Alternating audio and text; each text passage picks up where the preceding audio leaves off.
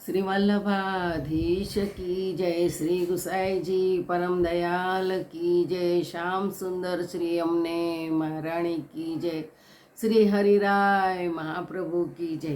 આપણે 16 ગ્રંથ વિશે રસપાન કરીએ છીએ. તેમાં ચોથો ગ્રંથ ચાલે છે આપણો પુષ્ટિ પ્રવાહ મર્યાદા ભેદ. તેમાં 6ઠ્ઠો શ્લોક આવે છે. હવેના શ્લોકમાં વાદીની શંકા અને તેનું સમાધાન બતાવ્યું છે. માર્ગે ત્વેપી ચેદ અંત્યો તનુ ભક્ત્યા ગમો મતો ન તદયુક્તમ સૂત્રતો હિ ભિન્નો યુક્તા હિ વૈદિક. ભક્તિ માર્ગ એક જ માર્ગ છે અને પછીના બે તે ભક્તિ માર્ગના અંગ માનેલા છે. આમ કોઈ કહે ત્યાં કહે છે કે કહેવું વ્યાજબી નથી, પરંતુ વૈદિક માર્ગ સૂત્રથી અને યુક્તિથી નિશ્ચયપૂર્વક ભિન્ન છે. જેમ એક જ દેહમાં માથું, પેટ, છાતી, હાથ, પગ વગેરે જુદા અવયવ હોય છે, તેમ ભક્તિ માર્ગ એ મુખ્ય એક જ માર્ગ છે અને તેના અવયવરૂપ બાકીના બે વૈદિક અને પ્રવાહી માર્ગ છે. આમ કોઈ કહે તો તે બાબત કહે છે કે એમ નથી, પણ ત્રણેય માર્ગ એકબીજાથી જુદા છે. ભક્તિ માર્ગમાં જેની સ્થિતિ છે તેને ખરી રીતે વૈદિક કે પ્રવાહી સાધનની અપેક્ષા નથી.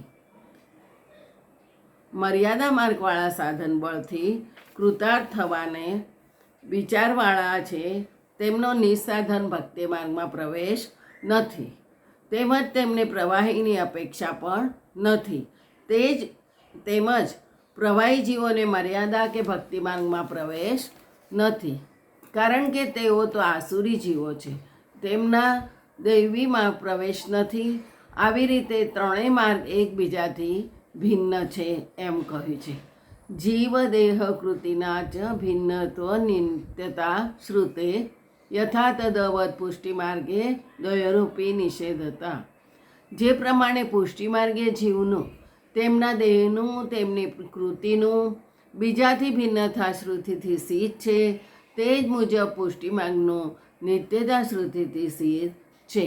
પ્રવાહી અને મર્યાદા બંનેને ભગવત પ્રાપ્તિ નિષેધથી અને જુદા પ્રમાણભેદથી પુષ્ટિ માર્ગ નિશ્ચય ભિન્ન છે એમ નિરૂપણ કર્યું છે. પ્રવાહી માર્ગીય, મર્યાદા માર્ગીય અને પુષ્ટિ માર્ગીય એ ત્રણેય પ્રકારના જીવો જુદા છે, તેમજ દેહે જુદા છે અને તેમની કૃતિ પણ જુદી છે. આ બધી બાબત શ્રુતિથી સાબિત થાય છે. વળી પુષ્ટિ માર્ગનું નિત્યપણું પણ શ્રુતિથી સાબિત થાય છે.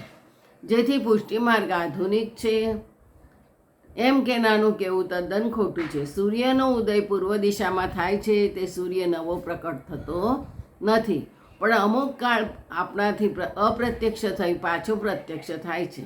તેમજ પુષ્ટિ માર્ગ નિત્ય છતાં પ્રભુ ઈચ્છાથી અમુક કાળ બહુધા તિરોધાન થઈ જાય ત્યારે પ્રભુ ઈચ્છાથી જ આવિર્ભાવ પામે છે. પ્રભુ ઈચ્છાથી અને તેમની આજ્ઞાથી જ પ્રભુના શ્રીમુખ સ્વરૂપ શ્રી વલ્લભાચાર્યજીના તિરોધાન થઈ ગયેલા પુષ્ટિ માર્ગનો ઉગતો સૂર્યની પેઠે આવિર્ભાવ કરેલો છે. 8. પ્રમાણ ભેદાદ ભિન્નો હિ પુષ્ટિ માર્ગો નિરૂપતઃ સર્ગભેદમ પ્રવક્ષ્યામિ સ્વરૂપાંગ ક્રિયાયુતમ. વિસ્તારવાળા ટીકા ગ્રંથોમાં શ્રુતિ, સૂત્ર, ગીતાજી અને ભાગવતના અનેક પ્રમાણ આપીને પુષ્ટિ માર્ગનું નિત્યપણું અને બીજાથી ભિન્નપણું સાબિત કરેલું છે. તે જાણવાની ઈચ્છા થતાં તેના ગ્રંથો જોવા અને મનન કરવાની જરૂર છે. 3 માર્ગના સર્ગ સૃષ્ટિભેદને સ્વરૂપાંગ અને ક્રિયા સહિત કહું છું. ઈચ્છા માત્રથી મન વડે પ્રવાહી સૃષ્ટિ હરિએ બનાવી છે. વાણી વડે વેદ માર્ગને મર્યાદા સૃષ્ટિને હરિએ સર્જેલ છે. શ્રી અંગ વડે પુષ્ટિ સૃષ્ટિ હરિએ સર્જી તે નિશ્ચય છે. ભાગવત એકાદશ સ્કંદમાં અહંકારરૂપ કાર્યરૂપ મનથી સૃષ્ટિ થઈ છે. તેમાં ઈચ્છાશક્તિ કારણ છે. તે આસુર પ્રવાહ સૃષ્ટિ છે. ઉપનિષદમાં ઓમકારથી ઉત્પત્તિ લખી છે અને ભાગવતના સ્કંદમાં પરા, પશ્યંતી, મધ્યમાં, વૈખરી આ 4 પ્રકારની વાણી અને તેથી જગતની ઉત્પત્તિ કહી છે. પ્રભુની વાણીરૂપી વેદ છે અને વેદ સાક્ષાત નારાયણનું સ્વરૂપ છે. માટે વેદથી સૃષ્ટિ તે મર્યાદા સૃષ્ટિ છે.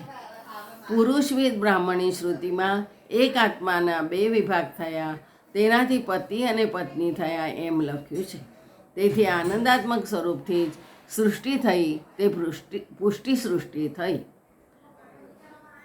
વચસા વેદ માર્ગહિ પુષ્ટે કાયન નિશ્ચયો મૂલેચ્છાત ફલમ લોકે વેદોક્ત વેદો કેપી ચ